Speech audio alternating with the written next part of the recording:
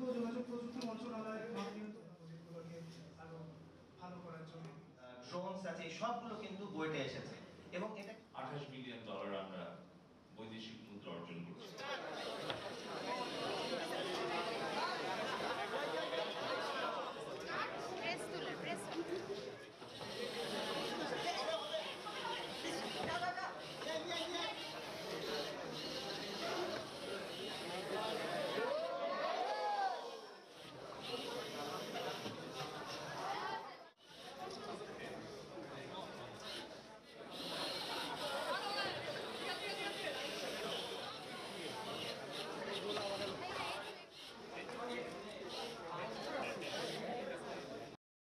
গোল করতে হবে, মেনলি সকার যেমন চলে সেরকমই রোবট দিয়ে করতে হবে আর কি।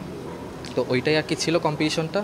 তো 70টা টিম পার্টিসিপেট করেছিল, ওখান থেকে কম্পিট করে আর কি ফার্স্ট হয়েছে। সম্পূর্ণ আইডিয়াটা ওই বেস ছিল যে একটা মানুষ নিজেকে হেল্প করার মাধ্যমে সিম্পলি কিছু টাকা আর্ন করার মাধ্যমে পুরো ওয়ার্ল্ডকে সেভ করে ফেলতে পারছে।